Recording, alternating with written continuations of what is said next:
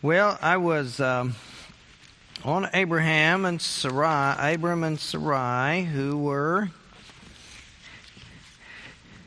just kind of hanging out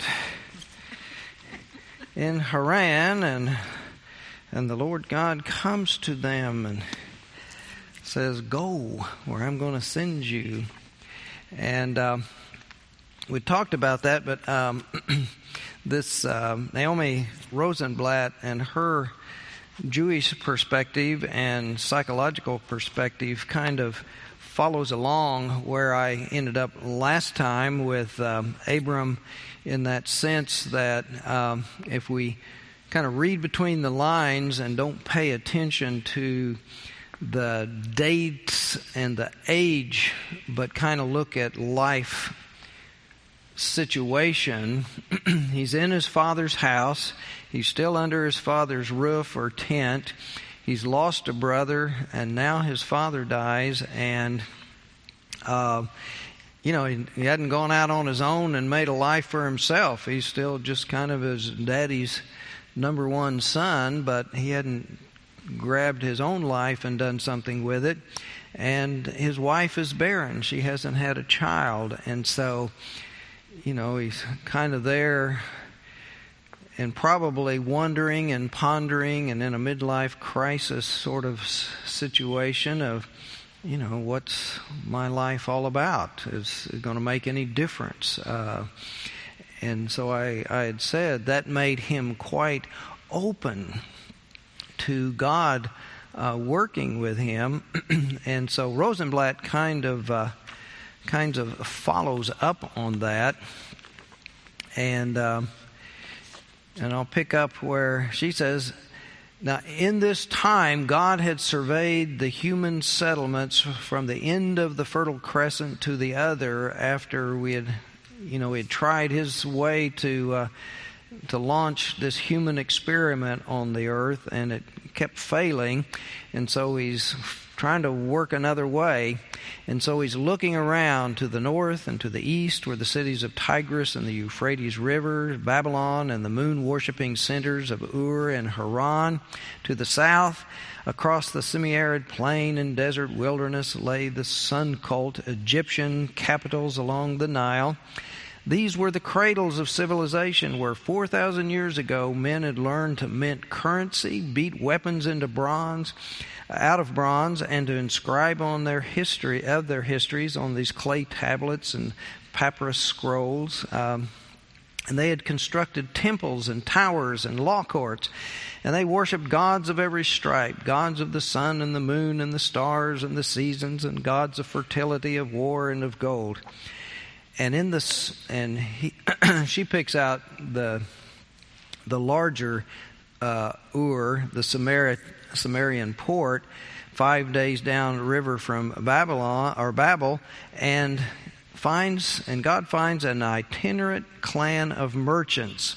She interprets merchants, the family of Terah, caught God's attention. And then she quotes the text. "Now this is the line of Terah. Terah begot Abram, Nahor, and Haran begot Lot, and Haran died in the lifetime of his father Terah in his native land of Ur of the Chaldeans. And Abram and Nahor took to themselves wives, the name of Abram's wife being Sarai, and that of Nahor's wife Milcah. Now Sarai was barren. She had no child." And that's what we've got. Sets the stage. And then we read into it, and she's reading into it. Though it had been a long one in the cultural capitals of Mesopotamia, Ur was now a city in decline, under continual attack by invading armies. The harbor was filling up with silt from the delta, and there was no money to dredge the new channels. Now, I don't know where she came up with that. They didn't have heavy equipment to dredge channels. But anyway, maybe in the dry season they got out there with shovels and picks and little things, and they didn't have big steamships that it didn't need to be that deep, right? Right. But I mean, it was muddy and it was underwater. Right. Well, that's what I was saying. Maybe in the dry season. And they didn't have to dig it so deep because they didn't have big steamships. So maybe it makes sense. Anyway, they had no money to dredge the new channel. But they don't need money if they've got slaves. Okay. However, you may have to buy your slaves food. Anyway. The citizens of Ur looked to their gods to reverse their fortunes, but Terah understood that the port of Ur was doomed and his family's future lay beyond this place. And then she quotes the scripture again. Terah took his son Abram, his grandson Lot, and his daughter-in-law Sarai, the wife of his son Abram, and they set out together from Ur of the Chaldeans for a land of Canaan. But when they had come as far as Haran, they settled there. Now she stops quoting and she goes back to her interpretation and analysis. God watched over the tribe of Terah, and they prospered in the cultic center of Haran, where the people prayed for protection from Sin, the god of the moon. And remember, I'd mentioned that last week. Haran means crossroads. And for once among this family, Haran would prove a momentous turning point. Abram had turned his face away from the man-made idols of fear and towers of greed. The greater his family's fortune grew, the more starved his spirit became. Abram hungered for new direction, but his life was soon to change course in a way he could not foresee. So she's kind of reading into that life stage of where he might be, and also reading into it a possibility of the cultural setting, and that his family was prospering, because later we read that when they travel, they've got all these people and possessions and wealth that they have to move around. And at one part of the story seems to be that way, and then others, they seem to be shepherds and not have all that wealth. But anyway, we've got two traditions seem to have come together. Nevertheless, she draws upon the wealth side and conjectures that this is what's happening. And with all that wealth, he's still feeling empty because some very important things are missing. But anyway, the big change comes. Father Terah dies in Haran.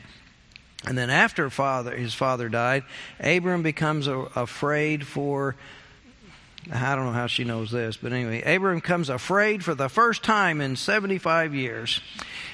He awoke in the middle of the night, feeling alone in his bed of fear. Though his wife Sarai lay beside him, still lovely to him after all their years together, Sarah's womb was barren of life. And though many had urged him to take a second and third wife, because this was the custom, and Abram never seriously considered it, his heart was entwined with hers, and she knew the byways of his soul as no other could. Their love had grown with every passing decade, while their hopes for children slipped away. Now that Sarai was beyond the time of childbearing, the two of them drew even closer together. And so Abram arose from his bed and roamed through the rooms of their house, one of the finest in all of Haran. See, they were wealthy, so they had the finest house. But for him, it had come to feel like a mausoleum. Ever since his father had died, Abram sensed his own mortality hovering before him like a darkened vault. It wasn't the end of his life that frightened him so much as the hollowness of all that he had acquired: a grand house, servants, livestock, in short, everything a man of means could desire. But what did all these possessions, these things, have to do with him? And Abram hungered to leave behind him something larger, something more alive than mere things that he could claim as his own. So awake before dawn in his sleeping household, Abram felt terribly alone in his life. Gazing upward from the courtyard at the blank gray sky, Abram strained to see, to hear something, anything that would lead him out of this pit he had dug for himself.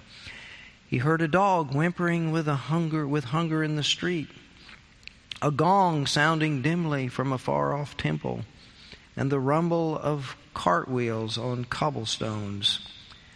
Must have been the milkman. But milkmen used to deliver milk to the doorstep back in the olden days. Anybody remember that? I vaguely remember that. Anyway, and then the Lord saw Abram lost in his life, and the Lord spoke to him. And the Lord said to Abram, "Go forth from your native land and from your father's house to the land that I will show you, and I will make of you a great people, and I will bless you, and I will make your name great, and you shall be a blessing. I will bless those who bless you, and curse him that curses you, and the families of the earth shall bless themselves by you." Well, Abram stood motionless. Well, anyway, she kind of spins the story out a little farther with, the inner workings of how she kind of fills in the gaps and then comes back and quotes a line of Scripture and creates kind of a historical novel or a short story out of these few lines in the text. But as we read that, we stop and think and wonder a lot of things about it. And she had filled in a lot of gaps of what might have been going on, but there's no reason given for in the text for Terah leaving Ur to head toward Canaan. But Rosenblatt comes up with some historical possibilities that he had some wisdom of seeing that, looking into the future, that there were some trends and it was going bad, and if he wanted to be a good leader of his family and help them survive, they needed to risk going into the unknown and go someplace else. So Abram had this family heritage. I mean, he wasn't, the family were not folks who were tied to the land for multiple generations, that this was their land and they had to stay in this land. If they were in fact merchants, then they needed to go where the economy was good and where the markets were growing. So anyway, but they go toward Canaan, but for some reason they stop in Haran and kind of settle there for a while. Now we know that in ancient times there were lots and lots of migrations of people moving about from here to there, and these different groups and tribes and so forth went all over the place, and so it was over a long time, a very fluid kind of story of these different groups. But there's no real strong personal story going on in that family, just some very short basic facts. But what this does tell us is that the Terah-Abraham family doesn't have ties to any particular spot at this time, and therefore, as I said before, not landowners, and therefore probably city dwellers, which would go along with being merchants if that were the case, or traders or import-export people. Or they could have been living on the fringe of the city. A lot of shepherds would live on the fringe of the city, and they would send their livestock out to graze and bring them back into sheepfolds and so forth close to town. And then part of their livelihood would be to sell their sheep and goats either for food or as sacrificial animals for the different kinds of worship that took place at the various temples. Because it wasn't just the Jewish folks that came up with the idea of sacrificing animals to God or to the gods. So that was a part of the business cycle. So they may have, selling wool and milk and other byproducts. So anyway, we have that. But on the Great Courses lecture series, I'd gotten one on the book of Genesis from a Gary R. Rendsburg professor at Rutgers University. And he doesn't profess to be a strong Christian or strong Jew. He is just a professor in comparative religion, ancient religions, and so he's more a historian. But he has some very interesting analysis where he raises some questions about this text. He said, when and where did Abraham live? Now, the scholars think that it is anywhere between 2000 before the Common Era or 1400 before the Common Era. So that's like a 600-year swing of possibilities.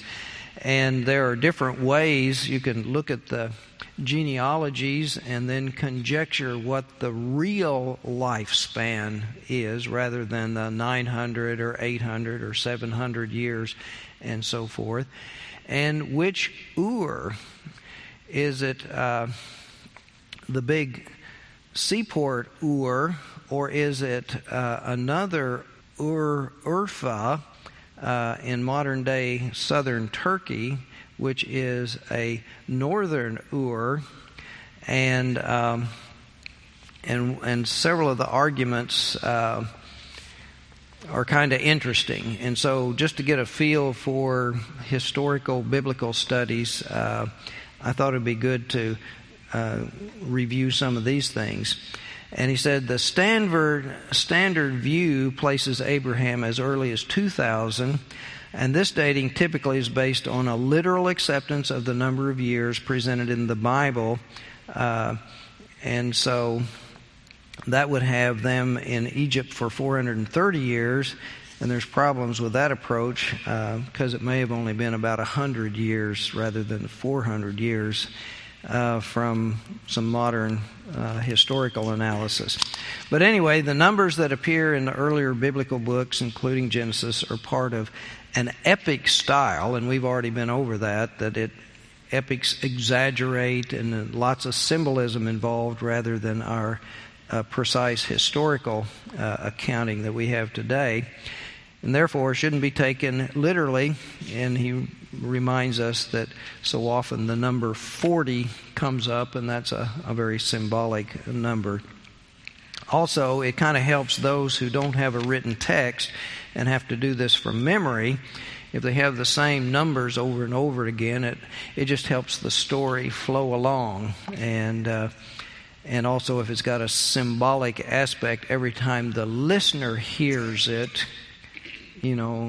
bong, that number's important, and so it calls their attention back to the narrative.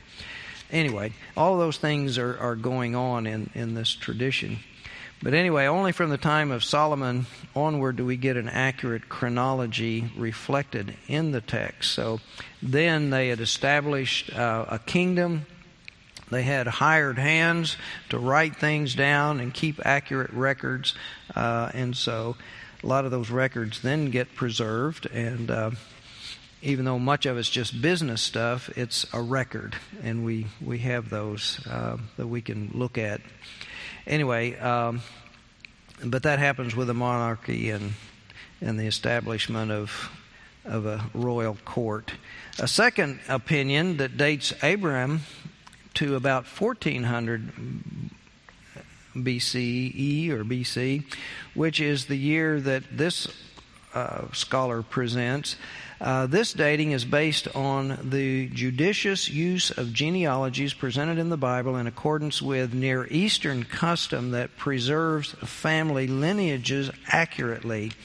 And he says, we note that the individuals who appear in the Exodus account, most famously Moses, but also such individuals as Nahshon and Zelophehad, are 3 to 5 generations removed from the sons of Jacob. And this suggests a period of only about 100 years for the Israelites to be in Egypt.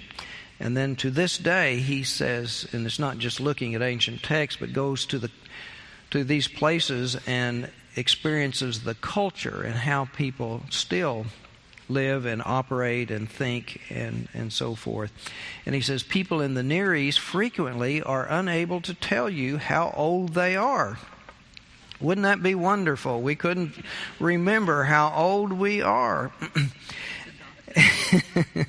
And witness the story related to me by my teacher Cyrus Gordon. But anyway, but they are able to recite their genealogies with great accuracy. They can remember who their great ancestors are and tell you over and over again, probably because they rehearse that. And that's a whole lot easier than our age, because every year it changes and we have to remember a new number. And that's hard because, you know, you got a whole lot of kids and nieces and nephews, and, you know, last time you saw them, well, that was 8-year-old, and then has it been a year, or has it been 2 years? You know, you're 8, you're 9, you're 10 now. So it's hard because that age number keeps changing. Now, the other part is, where is Abraham's Ur? And he says, one view proposes the great Sumerian city of Ur, the southern Mesopotamia. And this great urban center was not known to scholars until excavations in the early 20th century by the British, who around 1920 announced to the world that he had found the birthplace of Abraham. However, in truth, there's little evidence to support that position, that Ur is the actual Ur spoken of in the Bible. The second view, which he holds, locates the Ur from which Abram came in northern Mesopotamia, specifically at the venerable city of Urfa, U-R-F-A, in southern Turkey. And a number of reasons support this view. He says Joshua 24 states that Abraham came from beyond the Euphrates, which works for the location of Urfa, which is in the north, beyond the Euphrates, but not for Ur of southern Mesopotamia, which is on the western shore of the Euphrates River. If one were to journey from southern Ur to Canaan, as per the details of Genesis 11, the route would not take one by way of Haran. You wouldn't be going there. You have to go way, way, way out of your way to get to Haran. But this would be the case, however, if Urfa is the birthplace of Abraham.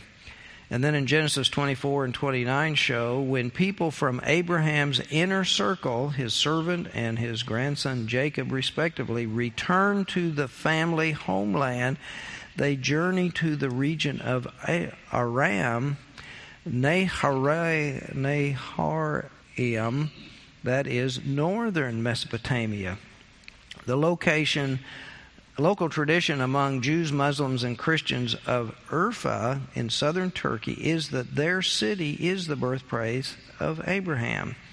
So we do a little geological mapping, and then going to the place of this, and then Jews, Muslims, and Christians who are in that region, they claim this is it.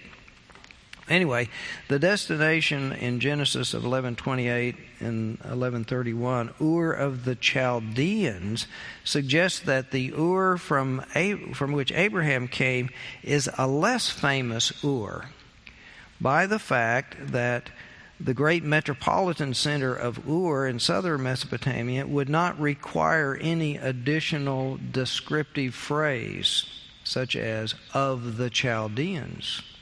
I mean, if it's Ur, it's Ur. Everybody knows that Ur, but if it's a less known Ur, it's like Miami. Well, in Oklahoma, it's not Miami, it's Miami. We have to pronounce it differently so we know which Miami we're talking about. And folks won't go the wrong direction if they're going to go visit relatives in Miami or Miami. It's different directions. So we have a different pronunciation, but they had of the Chaldeans, which seems to indicate, no, it's not the big famous one, it's this other one over here.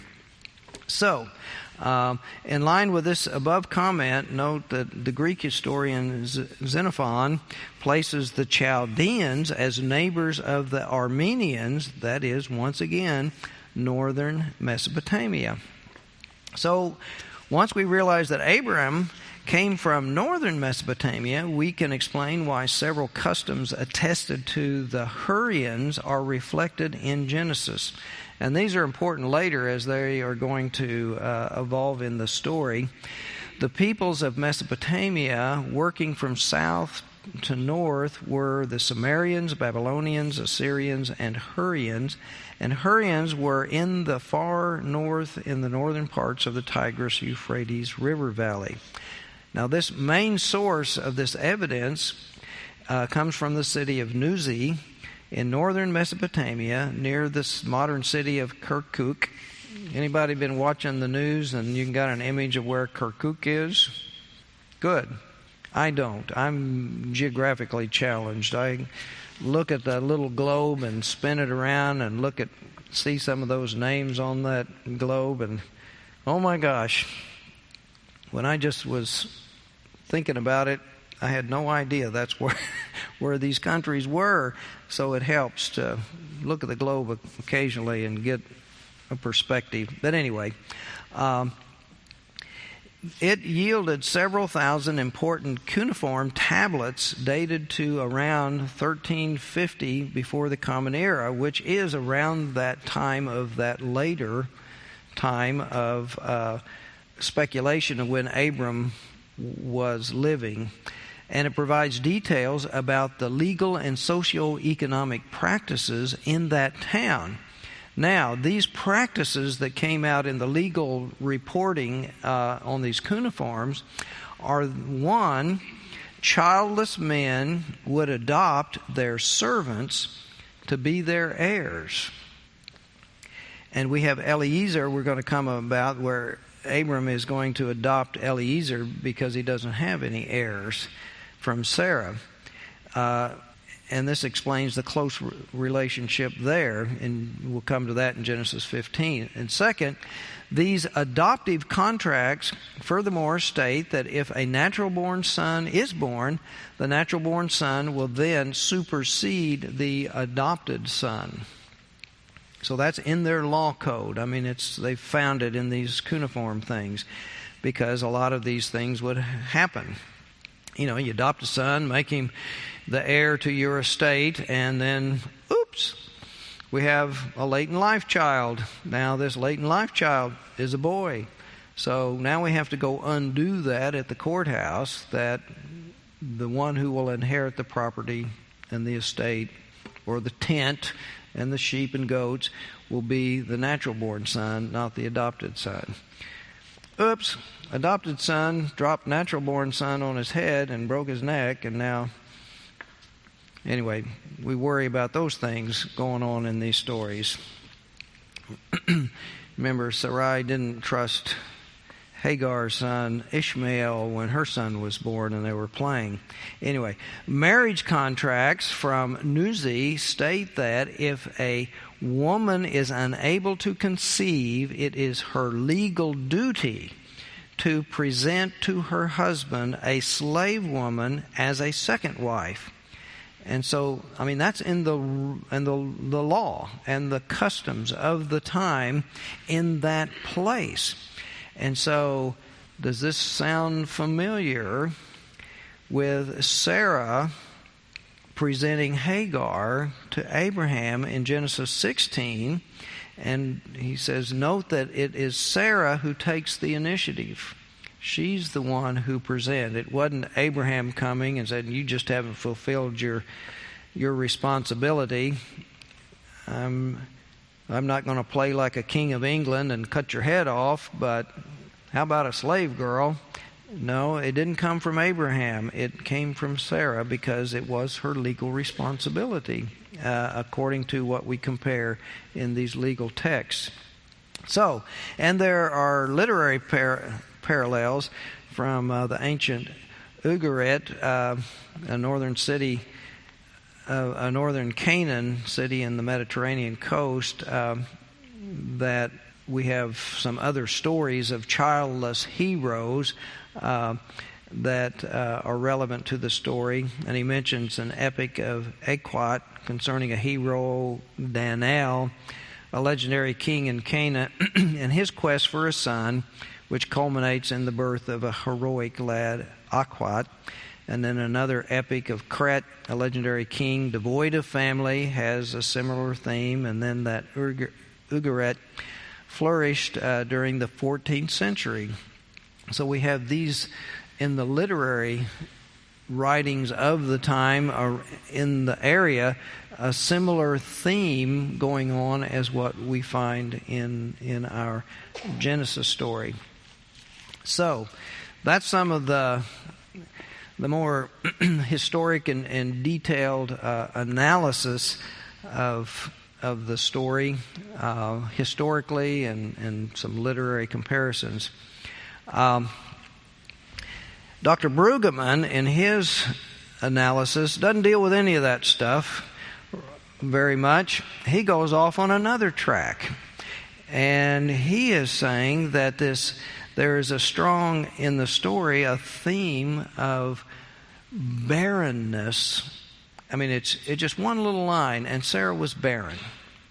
But he says that is just supposed to jump out at us like, neon lights. It is so important in this theme of how God works with people, because this genealogy of the history of human beings, we have all these begats and begats and begats and begats, and the human race is developing and spreading all over the earth and, doing all these things. And yet, it comes down to Abram, who the listeners to this story are knowing this is the father of our faith, but Sarah's barren. How can he become a great name and a great nation, and his wife is barren? It's impossible. So it sets up that conflict in good storytelling that keeps the listener attentive and wondering, well, how is this going to work out? That seems impossible. So this natural descendancy gets down to this dead end, this barrenness. And there's no mention, it's kind of interesting, there's no mention of any cause. There's not a moral issue here that they're being punished for something. There is no curse involved. It's just stated as a fact. But Sarah is barren, and it seems like the future of this family is in great jeopardy, and yet on the other side, God is making a promise. We have barrenness as extreme hopelessness. I mean, the metaphor for hopelessness of no foreseeable future. And there's no human power to fix it and make it right. And it is into that condition of the barrenness, the hopelessness, that God's life-giving action is performed by the spoken word. And he says, go, therefore, get up and go. So the barrenness becomes repeated theme throughout some of these, the rest of the stories of this family. But it creates this opportunity for God to act where there's no human power involved, and it's all God's action to bring salvation, to bring hope, to bring a future out of a hopeless-looking situation. So it creates this contrast in order to highlight God and to minimize that we did it ourselves. We did it because of our power or our intelligence or our strength or our goodness or whatever. There's no deservedness in why God would act, just as there's no reason why there's barrenness. It's there. So God's creative power comes forth in a word and a command that asks for the human being to respond. The theological issue is God's power to create something out of nothing. Barrenness, emptiness, hopelessness is overcome by God speaking in that context, a word of promise, but also a command, a summons, and an assurance. This theme of calling and response, that God is there, is a theme that is throughout our scriptures and our Bible, where God calls someone to do something, to step forth and become a part of God's response to something happening in the world that's not right. And so the call to a human being to cooperate with God to do something about what's not right in the world is how God exercises God's plan to fix things. I think we've got time for another. Rabbi Jonathan Sachs, in his analysis, and he has some very creative ways of looking at things. I'm just kind of amazed, or I was going to say blown away, but I wasn't blown away. I'm still here. But anyway. I told you we would get back when we talked about the ontological responsibility and this victim concept that I shared with you a week or so ago. And he says, we've arrived at the watershed of the book of Genesis. Prior to Abraham, all four of the dramas of Genesis dealt with the evasion and abdication of responsibility. Adam denies personal responsibility. Cain denies moral responsibility. Noah fails the test of collective responsibility. And Babel was a rejection of the ontological responsibility, that is, the idea that ethical imperative comes from a source beyond the self. There's something created in us that needs to respond to a greater good, a greater picture of how life is. But Abraham represents the turning point, offering a counterpoint to the previous failures. Unlike Adam, Abraham accepts personal responsibility, heeding the Word of God and setting out on a journey in obedience to the divine call. I mean, he just does. God says, go forth, and he goes forth. So Adam is exiled from Eden against his will. Abraham undergoes a kind of voluntary exile, bidding farewell to the familiar in search of the unknown, guided only by the voice of God.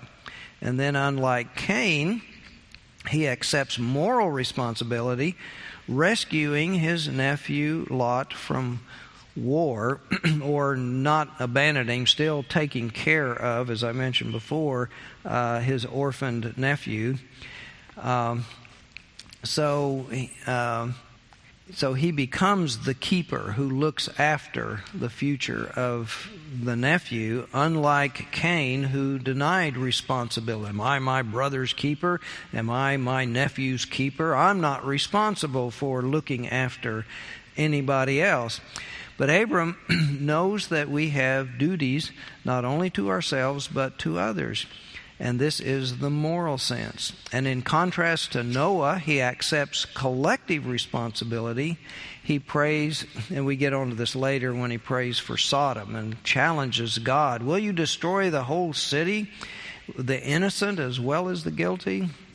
Anyway, so he has that really strong argument with God on behalf of the innocent who may die in God's judgment. And so, in contrast to the builders of the Babel, he understands ontological responsibility, the duty of human beings to respond to the otherness, the command of God. And this is the basis of the greatest of his trials, his willingness to sacrifice even his son if God commands it, the sacrificing of Isaac.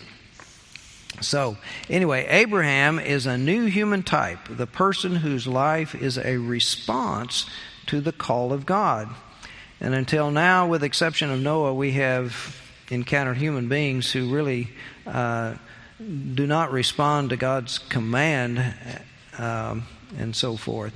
But with Abraham, a new faith is born, the faith of responsibility, in which the divine command and the human act meet and give birth to a new and a blessed order built upon the principles of righteousness and justice. And Judaism is supremely a religion of freedom. Not freedom in our modern sense of the ability to do whatever we like, whenever we want, but in an ethical sense, the ability to choose to do what we should, to become co-architects with God of a just and a gracious social order. The former leads to a culture of rights, the latter a culture of responsibility, freedom as responsibility. The advent of Abraham was not a small turning point.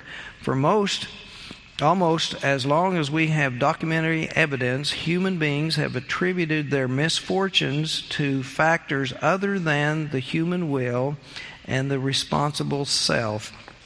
And here we come to his explaining this victim idea. In large part, and they still do it today, in the past, men blamed the stars, the fates, the furies, the gods. The fault, dear Brutus, lies not in the stars, but in ourselves, that we are underlings. Where'd that come from? Julius Caesar, Shakespeare. Anyway, but that was not ancient. That's not too far ago. Anyway, today they blame their parents, their environment, their genes, the educational system, the media, the politicians. And when all else fails, he adds, they blame the Jews. There is a Jewish joke that exposes the desire to escape responsibility better than any philosophical treatise. And this is his joke story. For a year, Rabbi Cohen has labored to teach his unruly class the book of Joshua. No one has paid much attention, so he makes the end of the year exam as easy as possible. He's trying to help them pass. He asks Marvin at the back of the room, "Who destroyed the walls of Jericho?" And Marvin replies, "Please, sir, it wasn't me." Scandalized. The rabbi reports this to Marvin's parents, and instead of apologizing, they indignantly reply, "If Marvin says it wasn't him, then it wasn't him." In despair, the rabbi goes to the president of the congregation and tells him the story. And the president listens, opens his drawer and gets out his checkbook and writes in it and says, Here's $1,000. Get the walls repaired and stop complaining.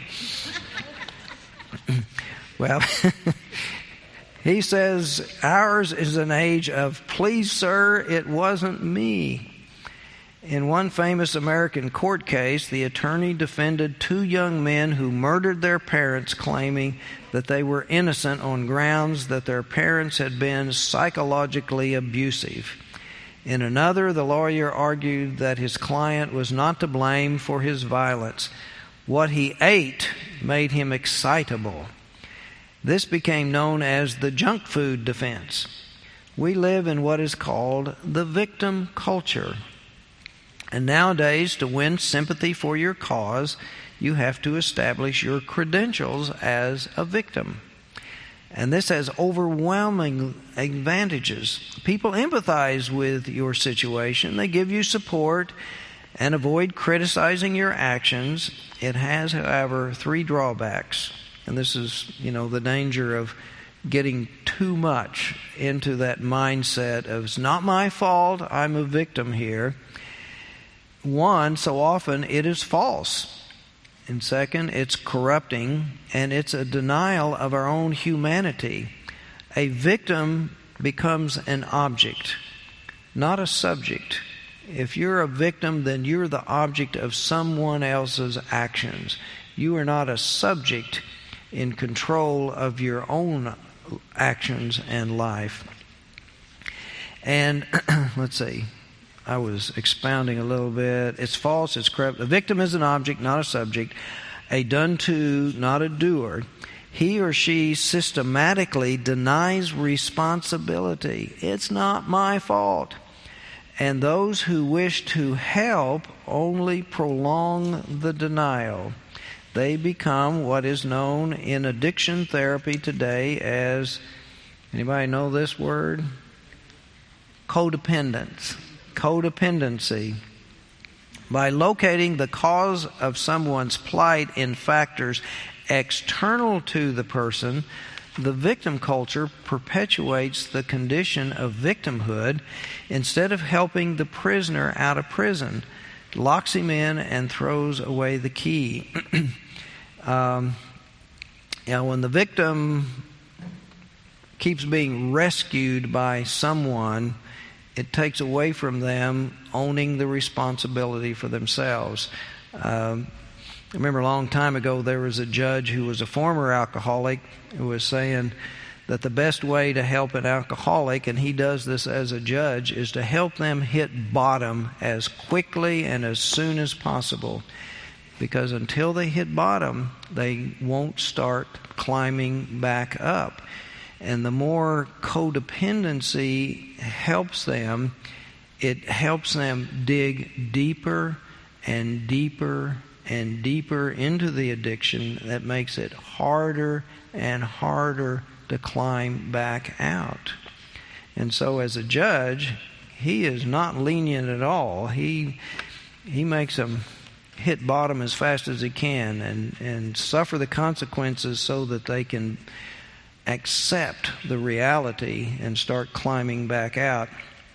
Anyway, the call of Abraham, leave your land, your birthplace, your father's house, was a summons to chart a new and different path, a most faithful and at the same time, the most hopeful in the history of mankind. The best description of it is in the title of Nelson Mandela's autobiography, The Long Walk to Freedom.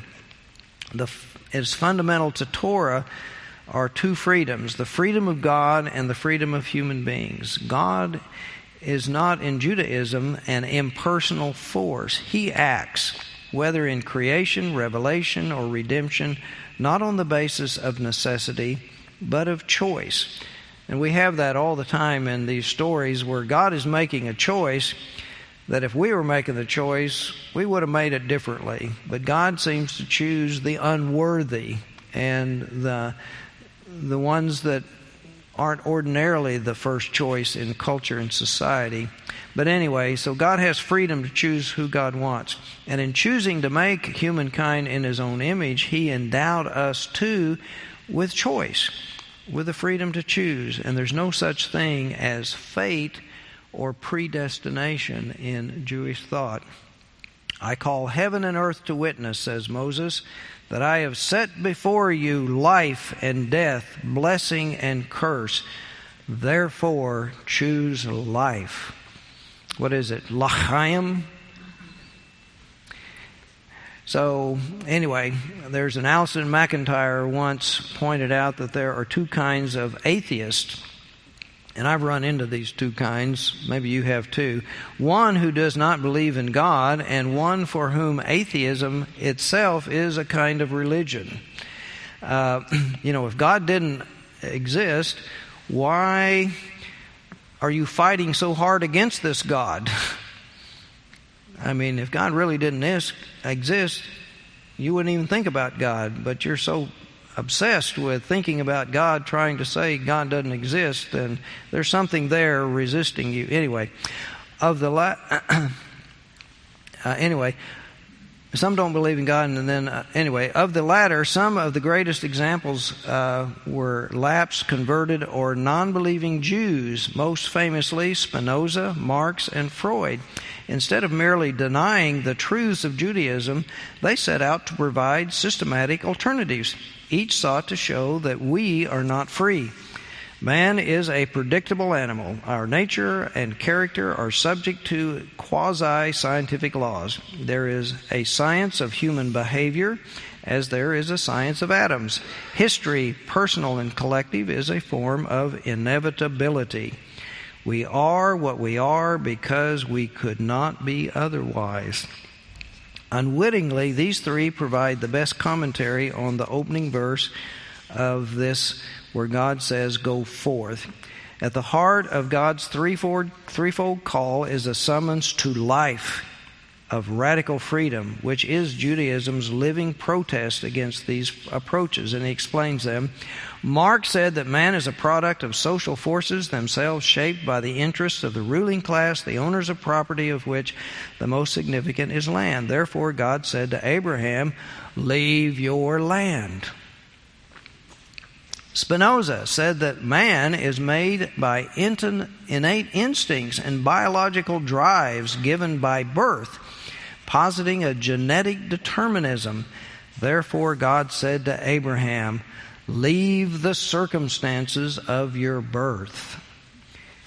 Leave your homeland, leave your place, and all that culture around you.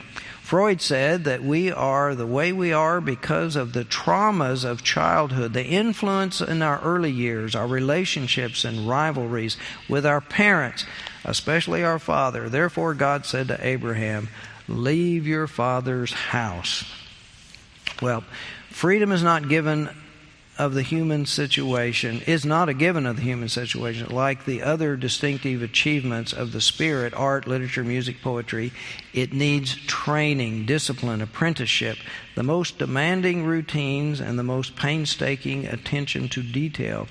No one composed a great novel or symphony without years of preparation. That is why most theories of human behavior are simply false. They claim that we are either free or not. Either we have choice or our behavior is causally determined. Freedom is not an either-or. It is a process. It begins with dependence, and only slowly, gradually does it become liberty. The ability to stand back from the pressures and influence upon us and act in response to educated conscience, judgment, wisdom, moral literacy. In short, it is a journey, Abraham's journey. That is the deep meaning of the words lecha.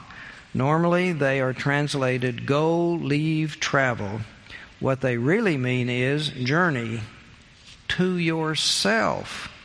Leave behind all the external influences that turn you into a victim of circumstances beyond your control and travel inward to the self.